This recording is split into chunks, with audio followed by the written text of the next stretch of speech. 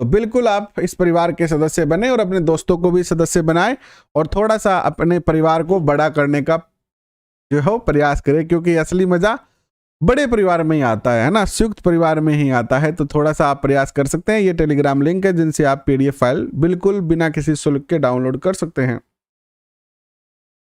रीट कौन करवा रहा है? रीट करवा रहा है माध्यमिक शिक्षा बोर्ड। और बृहस्पति ग्रह पर लाल धब्बे किस संकेत के सूचक है? मैं आशा करता हूं कि इस प्रकार के क्वेश्चन आपने इससे पहले नहीं पढ़े होंगे और हार्ड से हार्ड क्वेश्चन मैं आपके स्क्रीन पर जो है वो रख रहा हूं, तो निश्चित तौर पर आपको ये क्वेश्चन करके जो है वो आनंद की अनुभूति होगी, ऐसी मैं आशा रखता हूं। बता दीजिए, पहला क्वेश्चन आपके स्क्रीन पर है, बताइए क्या होगा उत्तर, बताइए। बृहस्पति ग्रह पर लाल धब्बे किस संकेत के सूचक हैं? तो ये जो है वो अशांत बादलों के सूचक है। देखिए, बृहस्पति जो ग्रह है उसके ऊपर कई हजारों वर्षों से जो है उस पर बादलों का क्या चल रहा है? तूफान। जी, आपने जैसलमेर के मायने धूल भरी आंधी आवे नहीं, काली पीली आंधी का, तो यही बृहस्पति के ऊपर भी जगह है वो क्या है, एक बहुत बड़ा तूफान चल रहा है। और वैज्ञानिक जगह है एंगो पहली अध्ययन करियो हो 1665 में, और 1665 से लेकर 1713 तक जो है वो एक लंबा टाइम तक अध्ययन करियो। बाद में 1830 में वो अध्ययन करियो और लगभग 350 वर्ष हो गया आंधी ने चलता, यानी बृहस्पति ग्रह के ऊपर एक बहुत जोर की आंधी चल रही है। और बैंग आंधी के कारण ही आपने बृहस्पति ग्रह पर क्या दिखाई दे है? लाल रंग का जो है वो धब्बा दिखाई दे है। एंगा थे वीडियो जिया जे देख सको हो बृहस्पति ग्रह को जो थे वीडियो देखा गया यूट्यूब पर, तो वह में थाने और ज्यादा जो है वो बेहतर तरीके से जो है बृहस्पति ग्रह के बारे में समझ में आवेगो। तो उत्तर क्या होगा यहाँ पर? सी उत्तर होगा। नेक्स्ट क्वेश्चन आपके स्क्रीन पर देखिएगा। संयुक्त राज्य अमेरिका ने किस ग्रह की खोज के लिए गैलीलियो नामक अंतरिक्ष यान भेजा था? गैलीलियो अंतरिक्ष यान भेजा था किस ग्रह की खोज के लिए? बहुत ही प्यारा क्वेश्चन आपके स्क्रीन पर है। गैलीलियो यान को जो भेजा गया था वो किसकी खोज के लिए भेजा गया था? गैलीलियो यान, तो यह यान जो भेजा गया था यह बृहस्पति की खोज के लिए ही भेजा गया था। नेक्स्ट क्वेश्चन आपके स्क्रीन पर आता है, यह है कि मैंगलन अभियान किस ग्रह से संबंधित है? मैंगलन अभियान किससे संबंधित है? तो मैंगलन अभियान जो है वो बृहस्पति से ही संबंधित है। नेक्स्ट क्वेश्चन आपके स्क्रीन पर, शूमेकर लेवी 9 धूमकेतु किस ग्रह से टकराया था? धूमकेतु जो था वो कौन से ग्रह से टकराया था? उस धूमकेतु का नाम रखा गया था भूवैज्ञानिकों के द्वारा शूमेकर लेवी 9। तो यह भी जो है वो किससे टकराया था? बृहस्पति ग्रह से टकराया था। नेक्स्ट क्वेश्चन देखिए आपके स्क्रीन पर, सूर्य के गिर्द परिक्रमा यानी सूर्य के चारों ओर या सूर्य के चारों ओर गिर्द परिक्रमा में निम्न में से कौन ग्रह अधिकतम समय लेता है, यानी सबसे ज्यादा समय किसको लगता है सूर्य का चक्कर पूरा करने में?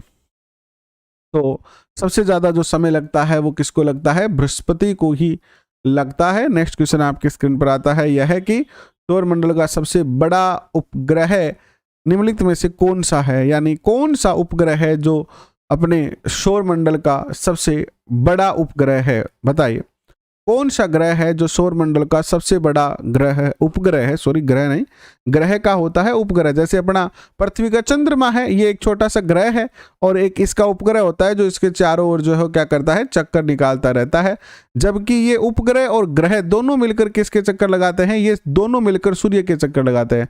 जैसे अपने पृथ्वी का चंद्रमा है, उसी प्रकार जो है वो बृहस्पति का जो उपग्रह है उसका नाम क्या है? गैनीमीड। क्या नाम है? गैनीमीड। बहुत ही प्यारा क्वेश्चन है, याद जरूर रखिएगा, पेपर में पूछा जाने की संभावना रहती है ऐसे क्वेश्चन की। चाहे आप रीट लेवल फर्स्ट की तैयारी कर रहे हो या चाहे रीट लेवल सेकंड की तैयारी कर रहे हो, दोनों ही एग्जाम में ये क्वेश्चन पूछा जा सकता है, क्योंकि ये वाला टॉपिक दोनों ही लेवल के अंदर जो है वो पूछा जाता रहा है। निम्नलिखित ग्रहों में से किसके चारों ओर वल्ले बने हुए हैं? वल्ले क्या होते हैं? चक्कर, रिंग। कौन सा ग्रह है जिसके चारों ओर रिंग बनी होती है ना? रिंग कौन सा ग्रह है? तो आप सब जानते हैं कि शनि जो ग्रह है उसके चारों तरफ जो है रिंग बनी हुई है। नेक्स्ट देखिएगा, नासा के किसके संबंधित मिशन का नाम मुंजो रखा गया था? मुंजो नहीं, सॉरी, जुनो जुनो जूनो जूनो नाम कौन से मिशन का नाम नासा ने जूनो रखा था? Juno mission. या क्वेश्चन सीधा पूछा जा सकता है रीट जैसे एग्जाम में। तो जूनो जो है वो किससे संबंधित है? बृहस्पति ग्रह से संबंधित जो नासा का मिशन था उसका नाम रखा गया था जूनो।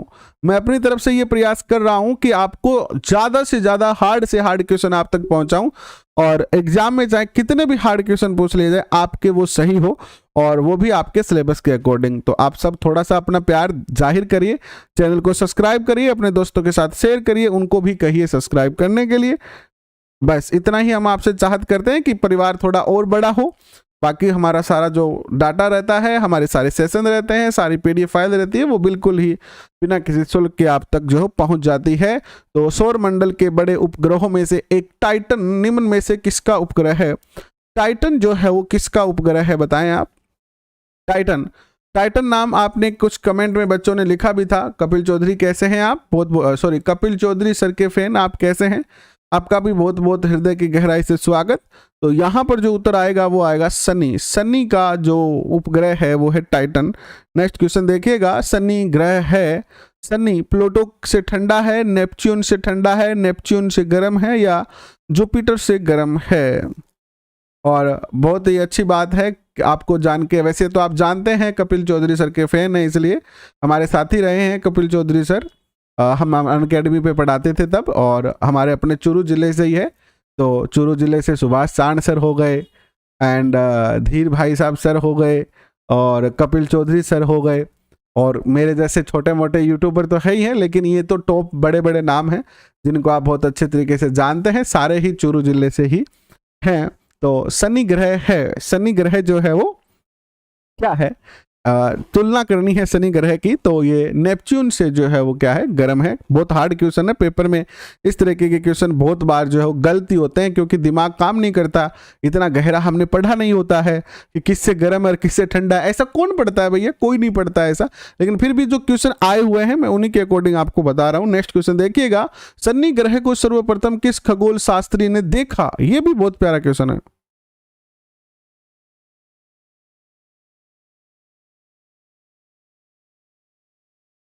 शनि ग्रह को सर्वप्रथम किस खगोल शास्त्री ने देखा? बहुत प्यारा क्वेश्चन है। किसने देखा सबसे पहले शनि ग्रह को?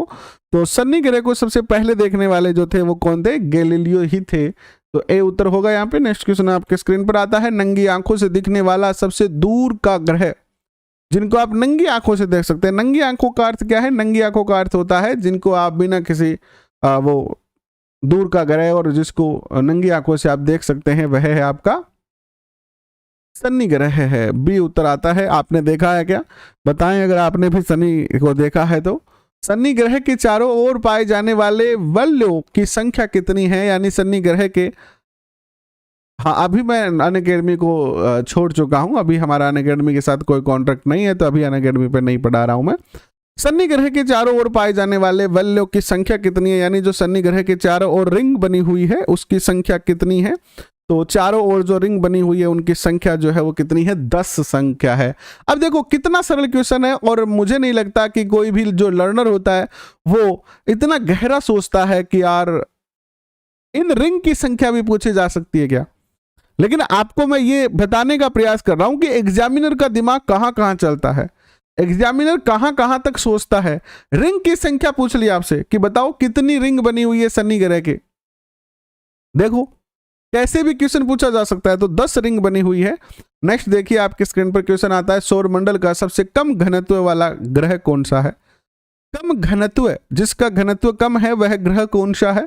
तो सबसे कम घनत्व भी जो है वो किसी का है? शनि का ही है। डी उत्तर होगा। नेक्स्ट क्वेश्चन देखिए आपके स्क्रीन पर आता है, सौर मंडल का दूसरा सबसे बड़ा ग्रह कौन सा है? सौर मंडल का सबसे बड़ा ग्रह जो है वो कौन सा है? तो सौर मंडल का सबसे बड़ा ग्रह भी क्या है? शनि ही है। नेक्स्ट क्वेश्चन देखिएगा आपके स्क्रीन पर आता है कि शनि ग्रह का सबसे छोटा उपग्रह कौन सा है? शनि ग्रह का सबसे छोटा उपग्रह, शनि के बहुत सारे उपग्रह हैं, उसमें से टाइटन उपग्रह जो है वो सबसे बड़ा उपग्रह है। ये टाइटन क्या है? सबसे बड़ा उपग्रह। ऐसे क्वेश्चन पूछे जाएंगे आपसे। नेक्स्ट क्वेश्चन देखिए आपकी स्क्रीन पर आ रहा है, यह है कि निम्न में से किस ग्रह के चारों ओर स्पष्ट वलय बने हुए हैं? वलय यानी रिंग बने हुए हैं। किस ग्रह के चारों ओर रिंग बने हुए हैं? यह भी बहुत सीधा सीधा क्वेश्चन है। और क्वेश्चन भी देखिए, सब सन्नी के क्वेश्चन आ रहे हैं, तो सन्नी के आ रहे हैं, तो उत्तर बताना यहाँ पेपर में तो इस टेस्ट में तो आपके लिए आसान होगा, लेकिन मेरा टारगेट इस टेस्ट में नहीं है। मैं नहीं चाहता कि इस टेस्ट में आपके ज़्यादा से ज़्यादा नंबर आए, मैं चाहता हूँ कि पेपर में आपके ज़्यादा से ज़्यादा नंबर आए। इसीलिए एक एक ग्रह से संबंधित जितने भी क्वेश्चन है आपके सामने रख रहा हूँ। तो आप इन क्वेश्चनों को केवल PDF को सजो के मत रखिएगा, बार बार इसको रिवाइज करने का भी प्रयास करिएगा। और यूरेनस की खोज किसने की थी? यूरेनस की खोज करने वाले जो थे वो कौन थे? यूरेनस की खोज करने वाले जो थे वो थे कौन थे? हर्शेल नामक खगोल शास्त्री जो थे जिन्होंने यूरेनस की खोज की। दिनेश चंद, कैसे हैं आप? जय श्री श्याम। नेक्स्ट क्वेश्चन, कौन सा ग्रह सर्वाधिक गैसों से घिरा हुआ है? कौन सा ग्रह है जो सर्वाधिक गैसों से घिरा हुआ है? कौन सा ग्रह है जो सबसे ज्यादा गैस से घिरा हुआ है? बहुत अच्छा क्वेश्चन है आपका। तो यह भी जो है वो कौन सा है? यूरेनस ग्रह है जो सबसे ज्यादा गैसों से घिरा हुआ है। नेक्स्ट क्वेश्चन देखिएगा, यूरेनस के कितने उपग्रह हैं? तो यूरेनस के जो है वो कितने उपग्रह बताओ? नीता पूनिया जी बताएं। रामशेर बताएं आप। राजू जाटव जी बताएं। आया कोमावत जी बताएं। डोली जी बताएं। रजनी गोस्वामी जी बताएं। इंदु वर्मा जी बताएं आप। ममता सैनी जी कैसे हैं आप? बताएं उत्तर क्या होगा। लक्ष्य UPSC एग्जाम, आपका भी बहुत बहुत स्वागत। बताएं उत्तर क्या होगा। तो उत्तर होगा 27। यूरेनस के जो उपग्रह हैं वो कितने हैं? 27 उपग्रह हैं। ए उत्तर यहां पर सही होता है। नेक्स्ट क्वेश्चन आपके स्क्रीन पर होता है, भूमध्य रेखा से उत्तर और दक्षिण, भूमध्य रेखा से उत्तर या दक्षिण किसी दिए गए स्थान की कोणीय दूरी क्या कहलाती है? जैसे मान लीजिए ये आपकी भूमध्य रेखा है, इससे आप उत्तर में चलेंगे और दक्षिण में चलेंगे, उत्तर या दक्षिण किसी भी दिशा में चलेंगे, तो इसकी ये जो कोणीय दूरी होती है ये क्या कहलाती है? बहुत ही देखो बड़ा प्यारा क्वेश्चन आपके स्क्रीन पर है। बता दीजिए क्या होगा इसका उत्तर। क्या उत्तर होगा?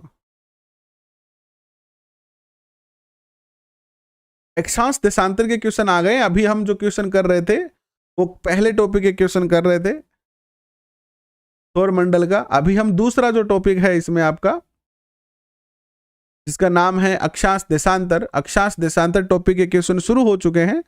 तो इन्हें अगर हम इस तरीके की जो रेखाएं होती है उन्हें क्या कहते हैं? इन्हें हम जनरली अक्षांश रेखाएं कहते हैं, है ना।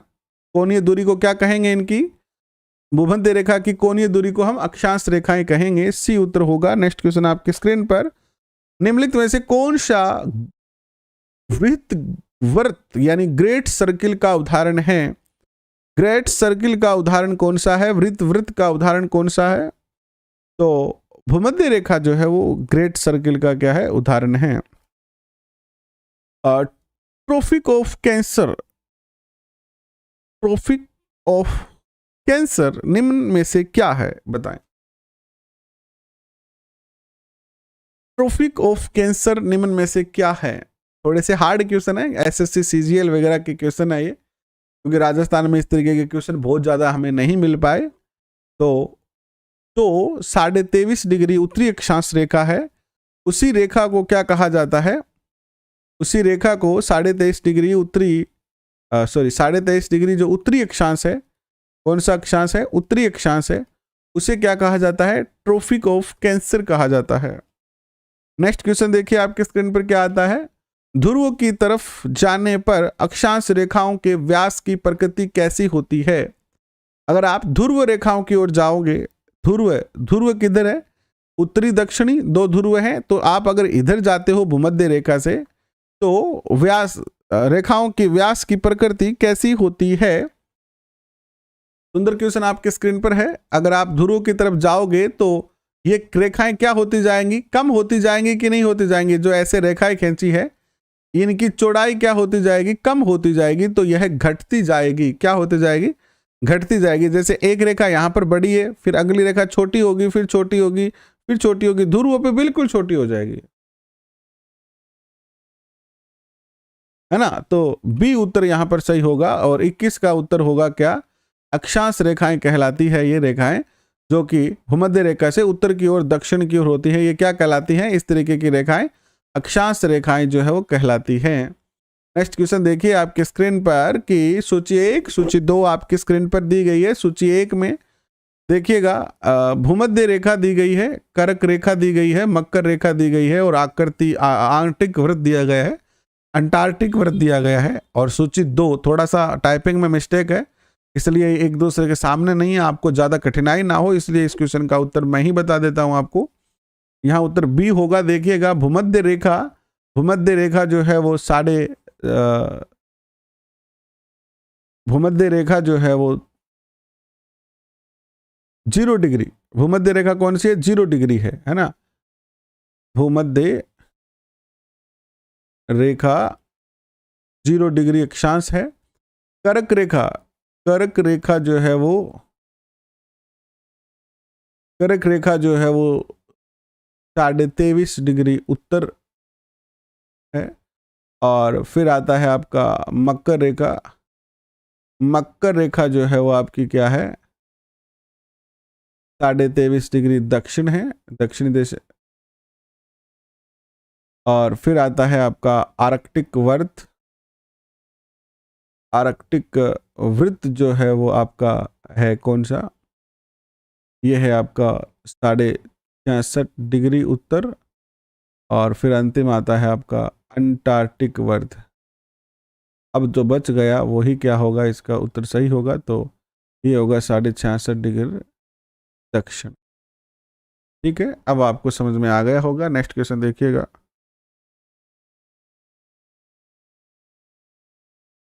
लक्ष्य यूपीएससी एग्जाम कह रहे हैं कि देशांतर होगा, क्यों होगा देशांतर भैया, भूमध्य रेखा से उत्तर या दक्षिण किसी दिए गए स्थान की कोणीय दूरी क्या होगी, कोणीय दूरी पूछी है। और कोणीय दूरी अगर पूछी जाती है किसी क्वेश्चन में, तो मैं एक बार फिर से चेक कर लेता हूं इसका आंसर की में क्या उत्तर है, अक्षांश ही होगा उसमें।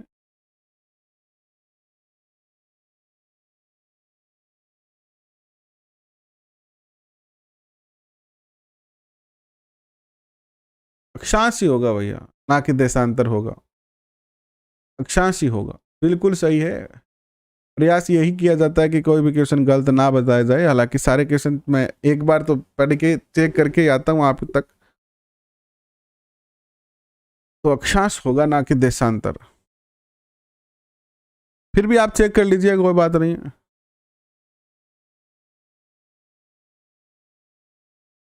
हाँ, नगरी और नगर अलग अलग है दोनों, बिल्कुल, है ना, दोनों अलग अलग है। नेक्स्ट क्वेश्चन देखिएगा। धरातल पर 1 डिग्री अक्षांश की दूरी निम्न में से किसके बराबर होती है। 1 डिग्री अक्षांश की दूरी किसके बराबर होती है। बहुत सीधा प्यारा क्वेश्चन। आप सब जानते हैं कि 1 डिग्री अक्षांश की आप दूरी, 1 डिग्री अगर आप चलोगे तो 111 किलोमीटर की दूरी आपकी तय हो जाएगी। यानी कोई कहेगा कि मेरा घर 3 डिग्री और 4 डिग्री के बीच में है, तो हम कह सकते हैं कि 3 से 4 के बीच जो 111 किलोमीटर की क्या है, दूरी है।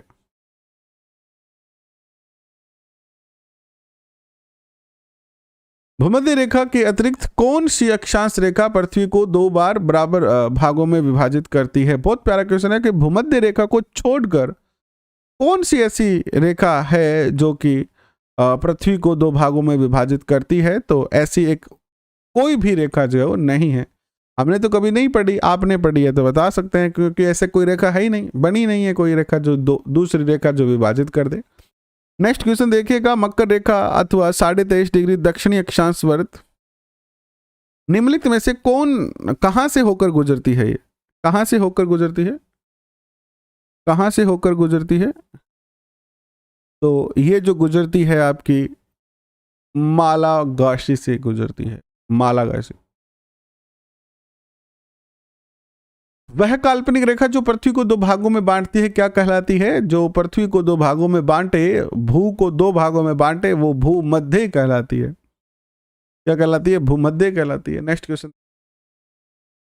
संस्कृत आप ही करो भैया, संस्कृत हमसे ना होगी संस्कृत, है ना। संस्कृत के लिए आप किसी अदर यूट्यूब चैनल को देखो, हमसे संस्कृत ना होगी भैया। नेक्स्ट क्वेश्चन देखो आपकी स्क्रीन पर क्या आता है कि अक्षांश भूपृष्ठ पर भूमध्य रेखा के उत्तर या दक्षिण एक बिंदु की कोणीय दूरी है जो अक्षांश भूपृष्ठ से यानी अक्षांश भाग से भूमध्य रेखा के उत्तर या दक्षिण एक बिंदु की कोणीय दूरी है, भूमध्य रेखा से मापी जाती है, ये जो दूरी होती है ये। नेक्स्ट क्वेश्चन देखिएगा। दोनों ध्रुवों को जोड़ने वाली काल्पनिक रेखा जो भूमध्य रेखा को समकोण पर प्रतिच्छेदित करती है क्या कहलाती है?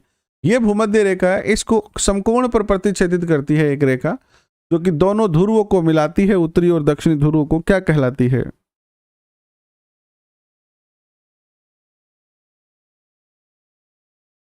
बिल्कुल, आपका बहुत बहुत स्वागत है। पहली क्लास है आपकी, मोस्ट वेलकम आपका हमारे इस सेशन में। आशा करेंगे आपको ये सेशन पसंद आएगा। हालांकि आज स्मार्ट बोर्ड पे नहीं कर रहे हैं क्योंकि ज़्यादा क्वेश्चन करने थे, तो इसीलिए यहाँ पर कर रहे हैं। तो दोनों ध्रुवों को जोड़ने वाली ये रेखाएं देशांतर रेखाएं कहलाती है। ये जो रेखाएं हैं वो देशांतर है ना। और आप में से कुछ बच्चे कह रहे थे ना कि सर 26 में कौन सा क्वेश्चन था वो, कि सर इसमें 26 था क्या, कौन सा था ये, इसमें देशांतर होगा। देखो देशांतर रेखाएं कैसी होती है? जो सीधी रेखाएं होती है वो देशांतर होती है। यहां पूछा कि भूमध्य रेखा से उत्तर या दक्षिण किसी बिंदु किसी दिए गए स्थान की कोणीय दूरी, कोण किस तरीके नापते हैं हम? ऐसे ही तो नापते हैं कोण, तो ऐसे आए गए। तो ये वाली जो रेखाएं होती है ना, टेढ़ी वाली रेखाएं, ये क्या कहलाती है? अक्षांश रेखा कहलाती है। तो यहां पर अक्षांश आएगा और यहां पर क्या आएगा आपका? देशांतर आएगा। नेक्स्ट देखिएगा। दो देशांतर रेखाओं के बीच की दूरी निम्न में से किस नाम से जानी जाती है? देशांतर रेखाओं के बीच की जो दूरी है उसको हम किस नाम से जानते हैं? बहुत प्यारा क्वेश्चन, बहुत ही ज्यादा प्यारा क्वेश्चन। गोरे, गोरे के नाम से जानते हैं। गोरे गोरे गोरे के नाम से जानते हैं इसे। किस देशांतर, एक देशांतर से दूसरे देशांतर के बीच कितना समय अंतराल होता है? एक देशांतर से दूसरे देशांतर के बीच में जो समय का अंतराल होता है वो कितना होता है? ये भी बहुत प्यारा क्वेश्चन आपकी स्क्रीन पर है। कितना समय का अंतराल होता है? अगर आप एक देशांतर से दूसरे देशांतर जाते हो तो कितना अंतर आ जाता है समय में? तो एक देशांतर से दूसरे देशांतर के बीच में जो समय अंतराल होता है वो मात्र कितना मिनट का होता है? 4 मिनट का अंतराल होता है। कितने मिनट का अंतराल होता है? ये 4 मिनट का ही अंतराल होता है। ऐसे क्वेश्चन तो निश्चित तौर पर पूछे जाते रहे हैं, आपको पता ही है। Next question. वह अक्षांश रेखा जिस पर सदैव दिन व रात की अवधि समान रहती है,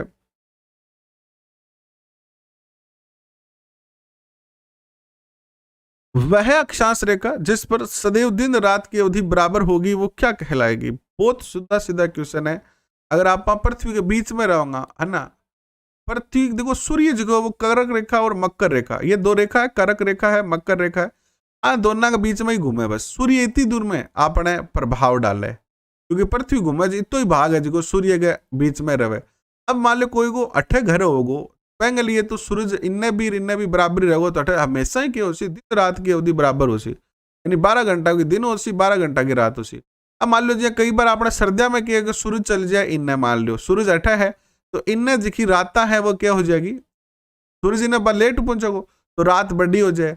और गर्मिया में आपने क्या हुआ? रात थोड़ी छोटी हुआ, दिन बड़ा हुआ है ना, बस वही फर्क है और कोई ज्यादा बड़ो फर्क को नहीं थे। सगड़ा विद्वान हो जानो है। तो भूमध्य रेखा, तो भूमध्य रेखा पर है उनका घर। पृथ्वी पर सबसे उच्चतम तापक्रम रिकॉर्ड किया जाता है, यानी सबसे उच्चतम जो तापमान है वो रिकॉर्ड कहाँ किया जाता है? देखो भूमध्य रेखा पर जो सूर्य चमकागो वो हमेशा के चमकागो, सीधो चमकागो। और जो जठे सूर्य की किरणा सीधी पड़ेगी नहीं तो बठे के होगो तापमान हमेशा ज्यादा होगा। भैया आपने चूरू को भी तापमान 50 डिग्री तक चले जाए है। निम्नलिखित में से कौन सा कथन असत्य है? असत्य कथन बताओ कौन सा है इसमें से? असत्य कथन कि देशांतर रेखाओं की कुल संख्या 180 होती है। अब बात गलत है कि सही है? मन तो गलत लागत है, बताओ। देशांतर रेखा, देशांतर रेखा एज की रेखा हुआ है, देशांतर हुआ है। ए तो पृथ्वी के चारों ओर खिंचड़ी है, तो चारों ओर खिंचड़ी होगी तो 180 तो नहीं हो उसके। कितनी होगी कमेंट करके बताओ, कितनी रेखा हुआ है देशांतर, कमेंट करके बताओ। देशांतर रेखाओं की संख्या कितनी होती?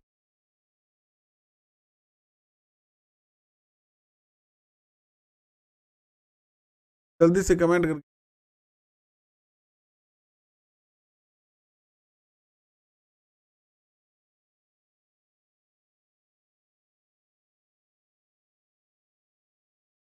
कितनी होती है देशांतर रेखाएं?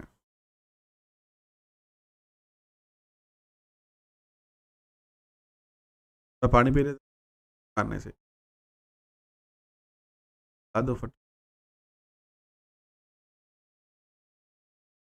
8, 180 बता रहे हैं। तो ये बात गलत है ना कि देशांतर कुल कुल देशांतर रेखा।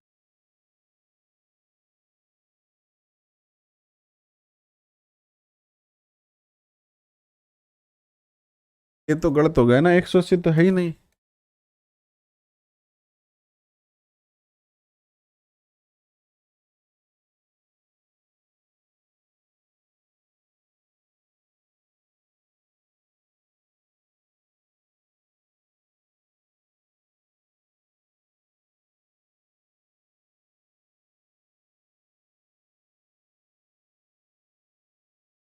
एक मिनट,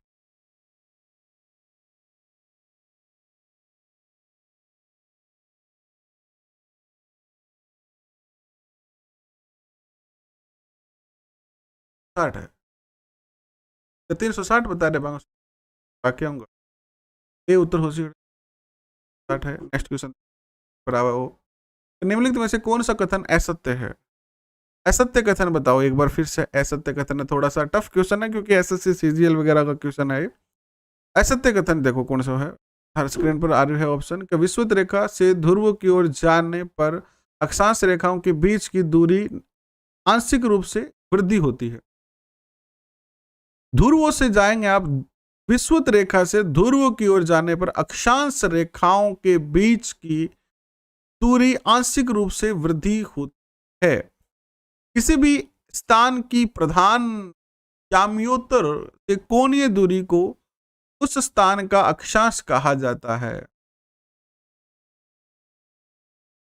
कोणीय दूरी को उस स्थान का अक्षांश कहा जाता है। क्या उत्तर होगा?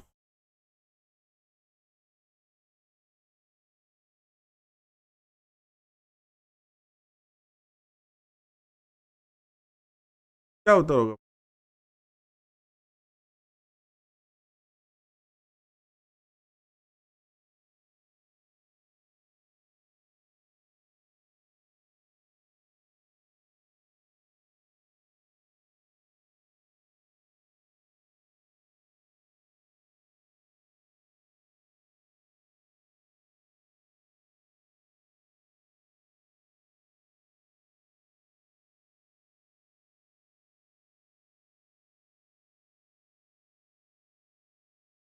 कटेगा ही, कटेगी सांस दे।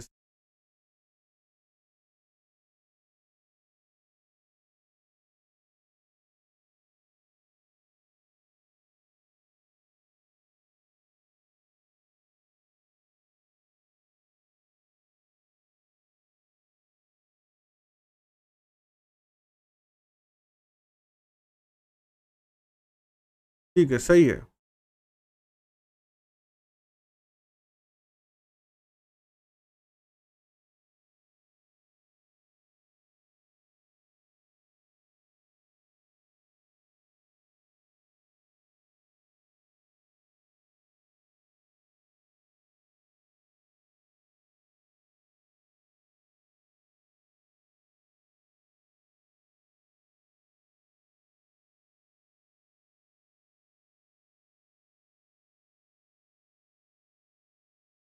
देखो मेरे पास तो इसका उत्तर है ना, वो बी दे रखा है। बी ही सही होगा। लेकिन बी कैसे सही होगा, मैं क्योंकि मेरा ज्योग्राफी सब्जेक्ट नहीं है, मैं इसको दोबारा से देख के नेक्स्ट जो सेशन करवाऊंगा ना, तो आपको मैं के बारे में विस्तार से चर्चा करूंगा। अभी के लिए खेद प्रकट करूंगा, प्लेन नहीं करूंगा, ठीक है। और टाइम सुबह 9 बजे, 11 बजे, फिर दोपहर 3 बजे, और फिर शाम को 5 बजे, और फिर रात को 9। नेक्स्ट क्वेश्चन देखिए आपके स्क्रीन पर। दो अक्षांश रेखाओं के बीच की दूरी लगभग होती है। दो अक्षांश रेखाओं के बीच की जो दूरी होती है वो लगभग कितनी? दो अक्षांश रेखाओं के बीच की जो दूरी है वो कितनी? दो अक्षांश रेखाओं के बीच की 111 किलोमीटर है। एंड 1 डिग्री देशांतर की सर्वाधिक दूरी कहाँ पर होगी? 1 डिग्री जो देशांतर है उसकी सर्वाधिक जो दूरी होती है वो होती है आपकी विषुवत रेखा पर। एंड कुल अक्षांशों की संख्या कितनी? अक्षांश जो है वो कितने हैं कुल? हमने देशांतर कितने पढ़े थे? 360 पढ़े थे, तो अक्षांश कितने हो जाएंगे? वैसे 180 है, ये कितने हैं? 180 प्लस 1 181 है, लेकिन ऑप्शन में तो हम 1 कर देंगे।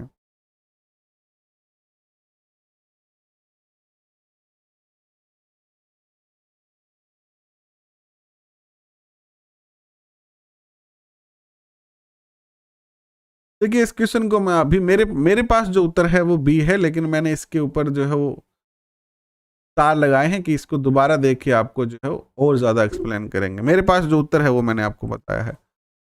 इसको इस क्वेश्चन को एक बार छोड़ दें, आप छोड़ दें, दोबारा बताएंगे। देशांतर की संख्या कितनी है? देशांतर जो है वो कितने हैं? देशांतरों की संख्या कितनी? देशांतर 360 हो गए, सीधा सीधा हिसाब हो गया। विषुवत रेखा के समांतर कल्पित रेखाएं क्या कहलाती है? तो विषुवत रेखा है, उसकी समांतर जो रेखाएं हैं वो रेखाएं क्या कहलाती है? तो विषुवत रेखा के समांतर जो रेखाएं होती है वो अक्षांश रेखाएं कहलाती है। और पृथ्वी के उत्तरी ध्रुव एवं दक्षिणी ध्रुव को मिलाने वाली रेखा क्या कहलाती है? पृथ्वी का जो उत्तरी और दक्षिणी ध्रुव है, इन दोनों ध्रुवों को मिलाने वाली जो रेखा होती है वो कहलाती है क्या? ग्रीनविच रेखा। क्या कहलाती है? सॉरी, पृथ्वी के उत्तरी और दक्षिणी ध्रुव को मिलाने वाली देशांतर रेखाएं कहलाती है। खड़ी रेखा होती है ना, ये देशांतर रेखाएं होती है। नेक्स्ट क्वेश्चन देखिएगा। प्रधान मध्याह्न रेखा किस स्थान से होकर गुजरती है? तो ये ग्रीनविच से गुजरती है, ए उत्तर होगा यहाँ पर। नेक्स्ट क्वेश्चन आपके स्क्रीन पर। ग्रीनविच रेखा से तात्पर्य है, ग्रीनविच रेखा, ग्रीनविच रेखा से तात्पर्य है, क्या तात्पर्य आप आसानी से बता सकते हो? ग्रीनविच रेखा 0 डिग्री देशांतर होती है, डिग्री देशांतर।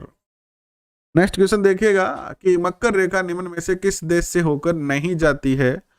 मकर रेखा किस देश से होकर नहीं जाती है? अफ्रीका, अर्जेंटीना, चिली या फिलिस्पीन? तो फिलिस्पीन से होकर ये रेखा नहीं गुजरती है। नेक्स्ट क्वेश्चन आपके स्क्रीन पर। इंटरनेशनल जो क्वेश्चन है वो आपसे नहीं पूछे जाएंगे, भारत भारत के याद रखने हैं आपको। पृथ्वी पर 1 घंटे में कितने देशांतर घूम जाती है? पृथ्वी जो है वो 1 घंटे में कितने देशांतर घूम जाती है? तो 1 घंटे में कितना घूमेगी पृथ्वी? 15 डिग्री घूमेगी। 15 डिग्री घूमेगी। कितना डिग्री घूमेगी? 15 डिग्री।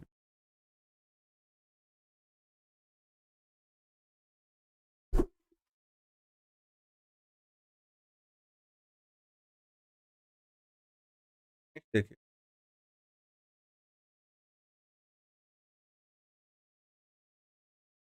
दक्षिण ध्रुव का अक्षांश, दक्षिणी ध्रुव का अक्षांश है, दक्षिणी अक्षांश है 90 डिग्री अक्षांश। और निम्न देशों के समूह मध्य रेखा गुजरती, देशों की मध्य रेखा गुजर, मध्य रेखा जो गुजर कोलंबिया से गुजर। क्वेश्चन आप स्किप कर सकते हैं, छोड़ सकते हैं। निम्नलिखित में से किसका गलत मिलान किया गया है? कर्क रेखा जो कि 23.5 है। पहली बात तो सही है, कर्क। मकर रेखा 66.5 डिग्री, 23.5 ही है। और अंतरराष्ट्रीय दिनांक 0 डिग्री बात भी कर राष्ट्रीय 4 नंबर ध्रुव वर्त 23.5। नेक्स्ट क्वेश्चन देखिए आपके स्क्रीन। देशांतरीय दूरी 1 घंटे के समय अंतराल के बराबर होती है। देशांतरीय दूरी, देशांतर दूरी 1 घंटे में कितना डिग्री जो है वो आगे पीछे हो जाती है? 15 डिग्री। Next question. हाँ, वर्ड के क्वेश्चन पूछे नहीं जाएंगे एक्चुअली। हम क्या है कि पुराने जो पेपर है एसएससी सीजीएल और इन या इंडिया लेवल के जो क्वेश्चन है ना, वो उसमें क्या है कि पेपर का टाइप किया हुआ है तो सारे क्वेश्चन टाइप हो गए। मैं इसलिए मैंने आपको बोल भी दिया कि आप जो वर्ड के क्वेश्चन आप स्किप कर सकते हैं, कोई दिक्कत नहीं। कर्क रेखा कहाँ से नहीं गुजरती है? तो कर्क रेखा म्यांमार, बांग्लादेश, चीन से गुजरती है बट नेपाल से नहीं गुजरती है। नेक्स्ट क्वेश्चन देखिएगा। उत्तरी गोलार्ध में भूधरातल अधिकतम है। उत्तरी गोलार्ध में भूधरातल अधिकतम है 23 डिग्री नॉर्थ से लेकर 40 डिग्री। नेक्स्ट क्वेश्चन देखिएगा। मानचित्र पर स्थित अक्षांश एवं देशांतर रेखाओं के बारे में कौन सा कथन जो है? मानचित्र पर जो अक्षांश और देशांतर रेखाएं हैं दोनों समांतर रेखाएं होती है। ये तो गलत है, समांतर तो हो ही नहीं सकती अक्षांश और देशांतर। समांतर हो सकती है या दोनों ध्रुव पर मिलती है? नहीं, दोनों कहाँ मिलती है ध्रुव पर। और दोनों भूमध्य रेखा पर मिलती है, ये भी बात गलत है। तो दोनों एक दूसरे के लंबवत काटती है, इस प्रकार से काटती है कि नहीं काटती है, ताड़ तभी तो बनेगा। तो B is the right answer. Next question देखिएगा। यहाँ पर दिन तथा रात एक समान होता है। कहाँ होता है दिन और रात एक समान? दिन और रात एक समान जो होता है वो होता है। नेक्स्ट देखिए। निम्नलिखित नगरों में से कौन भूमध्य रेखा के सर्वाधिक निकट है? क्वेश्चन को भी स्किप कर सकते हैं, सिंगापुर है ये। निम्नलिखित पर विचार करेंगे आप। Australia, Namibia, Namibia, Brazil, Chile. मकर रेखा गुजरती है यहाँ से, तो इन सभी देशों से मकर रेखा जो है वो है। नेक्स्ट क्वेश्चन देखिएगा। भूमध्य रेखा निम्नलिखित में से किस देश से होकर नहीं गुजरती है? इस क्वेश्चन को भी आप छोड़ सकते हैं, नहीं पूछा जाएगा। मैक्सिको उत्तर होगा। और मानचित्र पर ग्लोब में पाई जाने वाली प्रतिच्छेदन रेखाओं को क्या कहते हैं? ये क्वेश्चन। मानचित्र व ग्लोब पर जो प्रतिच्छेदन रेखाएं होती है क्या कहलाती है? तो ये जो प्रतिच्छेदन रेखाएं हैं भौगोलिक रेखा जाल कहते हैं। ऐसी जो रेखाएं हैं ना आपकी, ये वाला जो भाग है वो क्या कहलाता है? प्रतिच्छेदन रेखा कहलाता है। और ये भौगोलिक रेखा जाल है, रेखाओं का क्या है? ये जाल है। नेक्स्ट क्वेश्चन देखिएगा। 49 डिग्री एन अक्षांश किस बीच सीमांकन करता है? ये भी क्वेश्चन आप स्किप कर सकते हैं, ये कनाडा और अमेरिका के बीच का है। नेक्स्ट क्वेश्चन देखिएगा। टॉपिक चेंज दिन। तीसरा जो टॉपिक था उसकी शुरुआत हो गई। तीसरा टॉपिक क्या था आपका, बताओ?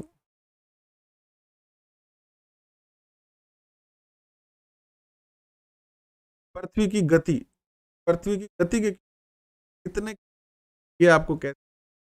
अब आइए पृथ्वी की गति के क्वेश्चन करते हैं। ये भी एसएससी, सीपीओ, एसएससी, एफसीआई, इन सीएचएसएल हैं, सीजीएल के हैं। क्या आपको पता है कि राजस्थान में तो ये टॉपिक पहली बार ही जोड़ा गया है ना? ज्यादा क्वेश्चन है नहीं, ऐसा नहीं है कि राजस्थान में पूछा नहीं जाता, लेकिन ज्यादा क्वेश्चन इस हमने ज्यादा से ज्यादा हार्ड क्वेश्चन आपके लिए लाए हैं। यहाँ से क्वेश्चन मान लो इससे ज्यादा हार्ड तो आपसे पूछ, और एक यूनिट के क्वेश्चन है तो हर टॉपिक के लगभग 20-20, 30-30 क्वेश्चन आपके सामने रखे हैं। अब तक हमने 2 से 3 टॉपिक कवर कर लिए हैं। देखिएगा क्वेश्चन आपके स्क्रीन पर। पृथ्वी पर दिन और रात्रि चक्र किसके द्वारा होता है? दिन एवं रात्रि चक्र किसके कारण होता है? यानी दिन रात कैसे होता है? सीधा सा क्वेश्चन। पृथ्वी के घूमने के कारण होता है, बता देगा। नेक्स्ट क्वेश्चन देखो। पृथ्वी चारों तरफ दिशा में घूम, ये जो पृथ्वी है इसकी दिशा क्या होती है? आप कहेगा क्लॉकवाइज और एंटी क्लॉकवाइज। आप पश्चिम से पूर्व की ओर घूमे। पश्चिम है अपनो, वो है अपनो पूर्व। आ क्या घूमे? घड़ी की दिशा में घूमे। क्या घूमे? घड़ी क्या घूमे? घड़ियां ही तो चल रहे टक टक। आपने याद रखना कि घड़ी की दिशा में रहे। ठीक है, पश्चिम से पूर्व की ओर। नेक्स्ट क्वेश्चन देखिए, अपने अक्ष पर पृथ्वी एक चक्कर कितने समय पूरा करती है? अपने अक्ष पर जो पृथ्वी है वो कितने समय पर जो है पूरा करती है? पूरा करने में पृथ्वी को समय लगता है कितना? तो 23 घंटे 56 मिनट और 49 सेकंड का जो होता है। 2015 में पूछा गया था ये क्वेश्चन। पृथ्वी को सूर्य की परिक्रमा में लगते हैं लगभग, सूर्य की परिक्रमा करने में कितना समय लगता है? आवाज कौन सुनेगी? कमेंट करके बताओ भाई। आवाज तो सगड़ा ने सुना लग रही है, ऐसी कोई बात को नहीं। फिर भी था नहीं सुन रही तो एक बार रिफ्रेश करवा लो, बाकी तो यहाँ से आवाज तो प्रॉपर जा रही है। तो पृथ्वी को सूर्य की परिक्रमा करने में लगता है वो लगता है कितना? ये लगता है 365.25 डे, यानी 365 दिन और 25 जो है, एक दिन को 25 खातिर हर 4 साल में एक लीप वर्ष, हर 4 साल में क्या जाए तो 25.25 फिर 0.25 फिर पॉइंट, सारे जोड़ेंगे तो 25 दो होते ही दिन एक जाएगा कि नहीं? 61 को क्या दिक्कत है? पृथ्वी पर दिन रात किस कारण बनते हैं? पृथ्वी घूमती है तभी तो दिन रात बनते हैं। पृथ्वी की घूर्णन के कारण दिन रात बनते।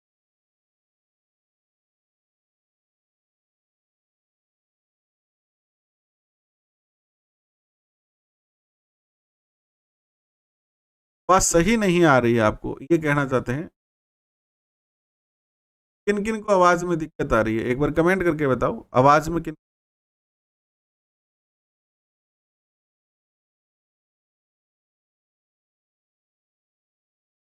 भी आवाज आ रही है आपको मेरी?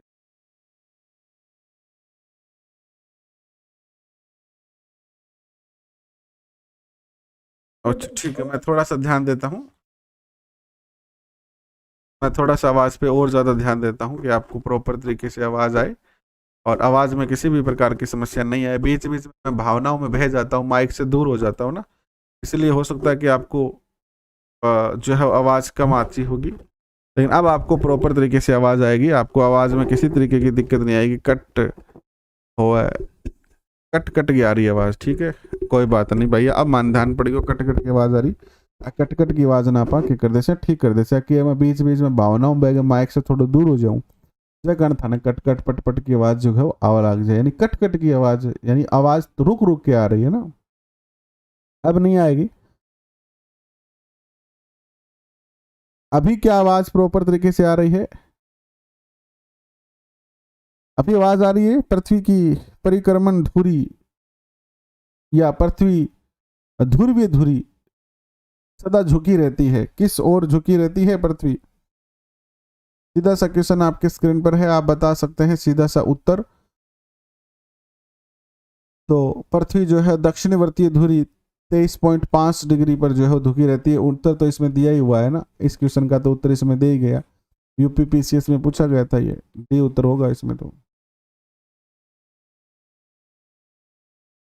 नेक्स्ट क्वेश्चन देखिएगा, अपनी परिक्रमा पथ में पृथ्वी लगभग किस माध्य वेग से सूर्य का चक्कर लगाती है? यानी जब सूर्य का चक्कर लगाती है पृथ्वी तो उसकी गति क्या होती है?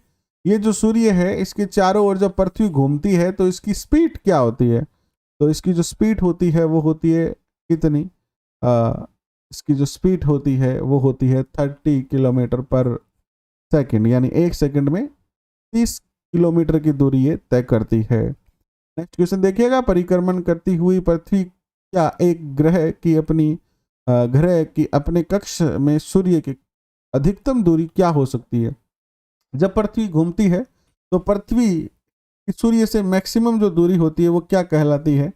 मैक्सिमम और मिनिमम ये हमने एनसीईआरटी में क्वेश्चन पढ़ा था। तो ये जो कहलाती है मैक्सिमम वाली अपसोर कहलाती है। क्या कहलाती है? अपसोर कहलाती है। नेक्स्ट क्वेश्चन, नेक्स्ट आता है यह है कि पृथ्वी सूर्य से अपनी अधिकतम दूरी पर होती है, पृथ्वी सूर्य से अपनी मैक्सिमम दूरी पर किस दिन होती है? तो यह जो दिन होता है जिस दिन ये अपनी मैक्सिमम दूरी पर होती है, ये होता है कौन सा दिन होता है? ये 4 जुलाई का दिन होता है, 4 जुलाई। नेक्स्ट क्वेश्चन देखिएगा, परिक्रमण करती हुई पृथ्वी या एक ग्रह की अपनी कक्ष से सूर्य की न्यूनतम दूरी यानी मैक्सिमम दूरी, अब सौर कहा हमने, तो मिनिमम दूरी यानी पृथ्वी सूर्य के सबसे पास जब होती है तो उसे क्या कहते हैं? तो जब पृथ्वी सूर्य के सबसे पास होती है तो उसे उपसौर कहते हैं। क्या कहते हैं? उपसौर कहते हैं। क्या कहते हैं? इसे उपसौर कहते हैं। नेक्स्ट देखिएगा, पृथ्वी की अपसौर स्थिति किस महीने में होती है? कौन सा महीना है जब अपसौर स्थिति होती है? कौन सा महीना है जब पृथ्वी सूर्य के सबसे पास होती है? सबसे पास होती है। 69 में क्या एक होगा? नहीं, एक नहीं होगा 69 में। 69 में अपसौर।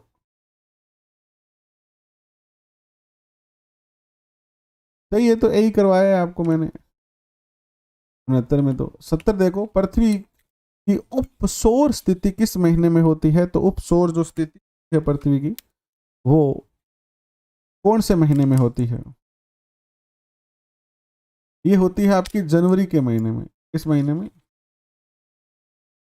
हाँ, उपसौर, अपसौर और उपसौर दो है ना, तो जनवरी के महीने में अपसौर, ये उपसौर है। अपसौर दूर होगा और उपसौर पास होगा। उप यानी पास से आप उपसर्ग पढ़ानी, उपसर्ग, उपसर्ग को अर्थ क्या है? पास बैठनो। तो ये उप सौर यानी उप यानी पास बैठनो।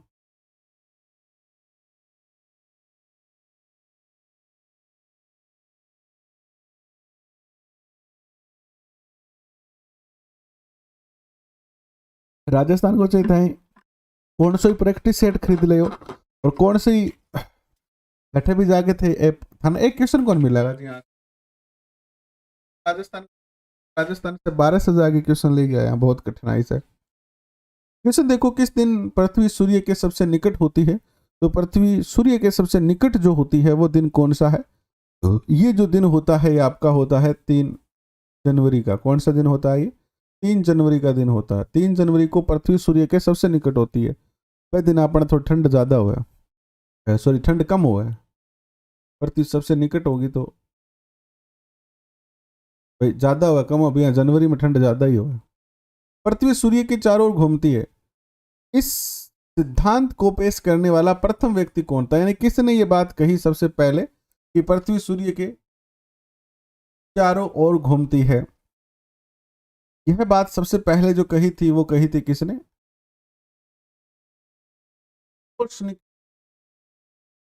कोपरनिक्स। कोपरनिक्स ने ये बात कही थी। किसने कही थी? कोपरनिक्स। नेक्स्ट क्वेश्चन देखिएगा, यह किसने सर्वप्रथम प्रतिपादित किया कि सूर्य हमारे सौर मंडल का केंद्र है एवं पृथ्वी उसकी परिक्रमा करती है? किसने कहा कि सूरज जो बीच में केंद्र बिंदु में रहे और जगह अपनी पृथ्वी है चारों ओर जगह है वो क्या निकाला है? चक्कर निकाला है। तो अब बात जगह कहना रहा वो है कौन? ये बात भी किसने कही थी? कोपर। नेक्स्ट क्वेश्चन देखिएगा, निम्नलिखित में से यह किसका मत है कि पृथ्वी सूर्य की परिक्रमा करती है? यह मत किसका है कि पृथ्वी सूर्य की परिक्रमा करती है? तो यह कथन भी आप सब जानते हैं कि यह कथन जो है वो वरामिहिर बात जो है वो कही थी। नेक्स्ट क्वेश्चन देखिएगा आपके स्क्रीन पर, पृथ्वी द्वारा सूर्य की परिक्रमा के लिए लगने वाला समय की गणना करने वाला प्रथम भारतीय भूगोल शास्त्री कौन सा? प्रथम भारतीय कौन था जिसने ये जो है वो गणना की थी? तो प्रथम भारतीय जो था वो कौन था? तो इसको तो आप बहुत अच्छे जानते हो, भास्कराचार्य जी थे। कौन था ये? भास्कराचार्य जी थे। 68 में गलत है, क्या गलत है बताओ आप? 68 में क्या होगा? अगर आपको गलत लग रहा है 68 तो आप बताओ कि भाई, बाकी मेरे पास जो उत्तर है वो तो यही है। फिर भी दोबारा देख लेंगे अगर आपको ऐसा लगता है तो। नेक्स्ट देखिए, पृथ्वी के चारों ओर परिक्रमा कर रहा कृत्रिम उपग्रह इसलिए पृथ्वी पर नहीं नीचे नहीं गिरता क्योंकि पृथ्वी का आकर्षण, कोई भी जो कृत्रिम उपग्रह है जैसे चंद्रमा है वो पृथ्वी के ऊपर गिर भी तो सके, लेकिन क्यों कौन गिर रहे हो? एंग पीछे को के कारण है, तो एंग पीछे वो कारण है उसकी गति के लिए आवश्यक त्वरण प्रदान करता है ये।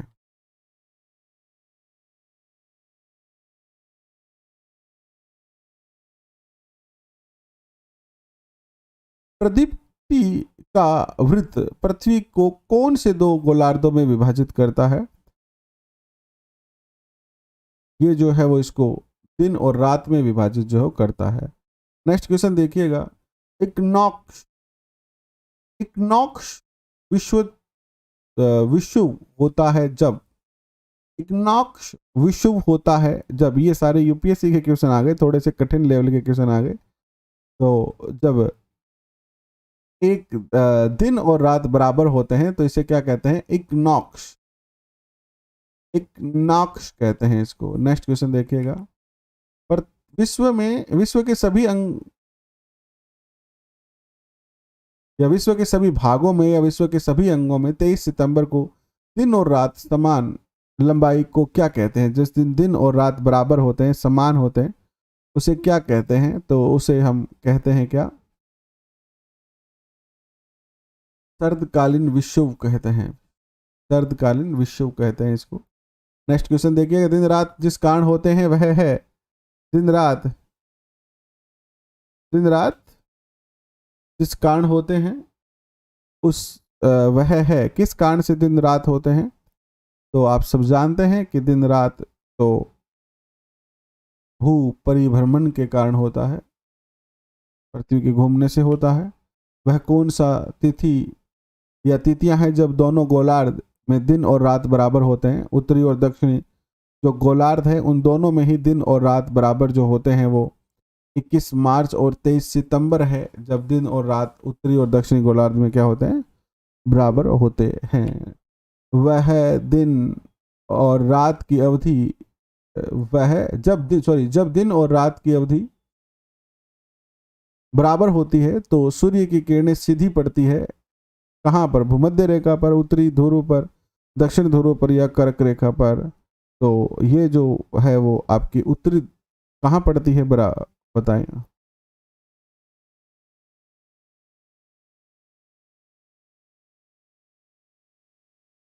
जब दिन और रात बराबर होंगे तो भूमध्य रेखा पर ही चमकेगा भाई। पर सूरज यहाँ भूमध्य रेखा पर होगा तो यहाँ और यहाँ दोनों तरफ दिन और रात क्या हो जाएंगे? बराबर हो जाएंगे। नेक्स्ट देखिएगा, अलग अलग ऋतुओं में दिन समय और रात्रि समय के विस्तार में भिन्नता किस कारण से होती है? ये जो भिन्नता होती है वो किस कारण से होती है? दिन और रात के समय में, ऋतुओं के अंदर, अलग अलग ऋतु के अंदर। तो अलग अलग ऋतु में दिन रात के टाइम में भिन्नता का जो कारण है वो क्या है? पृथ्वी का अक्ष पर परिक्रमा करना, झुका होना, नत अक्ष पर।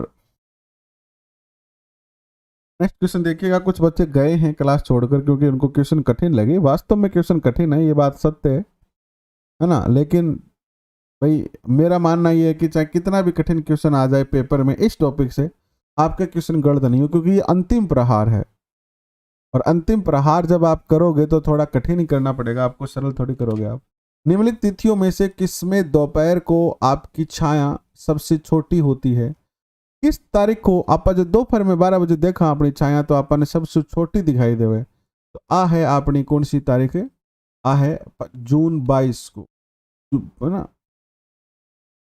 22 जून को अपन अपनी जी परछाई है वह सबसे छोटी दिखाई देगी। ठीक है, नेक्स्ट क्वेश्चन देखो, बराबर है कि निम्नलिखित में से किस तिथि पर उत्तरी गोलार्ध में ग्रीष्मकाल अयनात को देखा जाता है?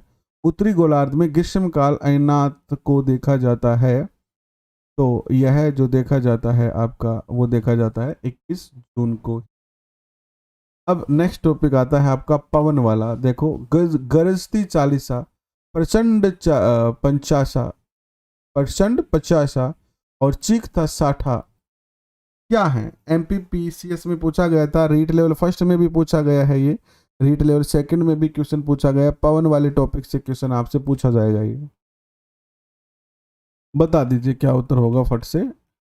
गरजती चालीसा, प्रचंड पचासा और चीखता साठा, ये क्या है? तो ये जो है वो आपके क्या है बताएं?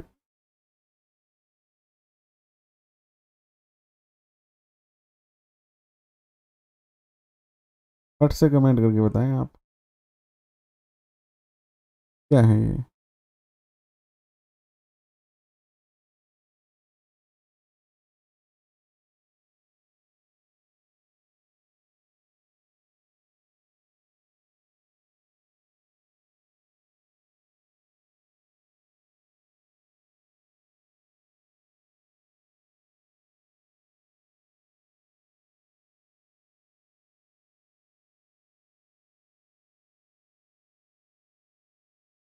ये पवने हैं, लेकिन ये क्वेश्चन अपन कल करेंगे, आज बस इतना ही करेंगे, थोड़ा सा सर में दर्द होने लगा है, तो बाकी के क्वेश्चन अपन कल करेंगे। 86 से आगे के, 86 से आगे के क्वेश्चन जो अपन है वो कल करेंगे।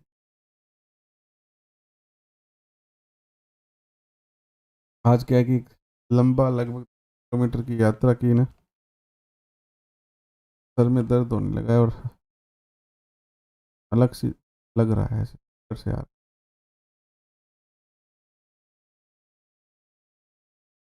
बाकी बच्चे वेकेशन करते हैं कल, और अपने जो एक मनोविज्ञान की क्लास चल रही थी उसको भी हम करेंगे। 1 मिनट का मुझे टाइम दीजिए, मैं अभी करवाता हूँ आपको, थोड़ा सा मुझे समय दीजिए। थोड़ा सा क्या हो जाता हूँ, 2 मिनट पानी पी के 1 सेकंड 1 मिनट का रेस्ट करता हूँ, क्वेश्चन करवाता हूँ। कर लिया जाए 1 मिनट का रेस्ट, क्या कहते हो आप, क्या कहना है आपका।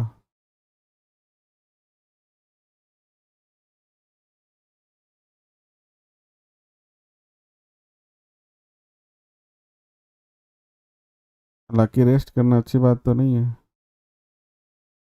ऐसे अचानक से थोड़े चक्कर से आने लगे ना, इसलिए मैं सोच रहा हूँ।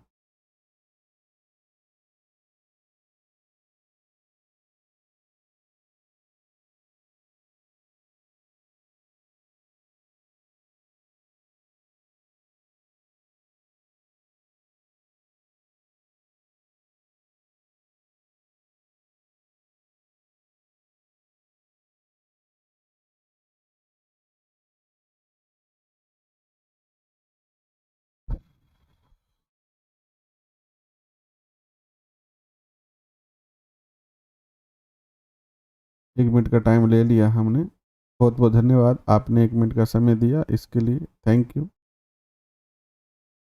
और आइए एक बार फिर से आगे बढ़ते हैं, और क्वेश्चन था हमारा ये कि गृहस्थी 40 प्रचंड 50 और चिक था 60, क्या है ये। तो ये सब दक्षिणी गोलार्ध से पश्चिम, दक्षिणी गोलार्ध में पश्चिमी पवने हैं, बी उत्तर होगा यहाँ पर।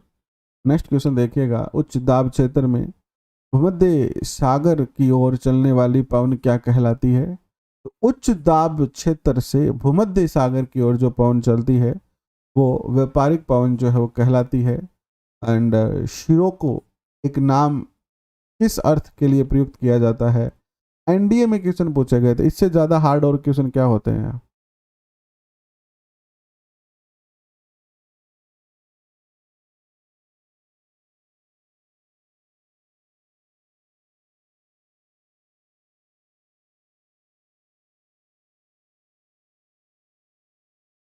देखिए रामस्वरूप जी, अब इंसान है, हमारे भी काम हो जाता है ना।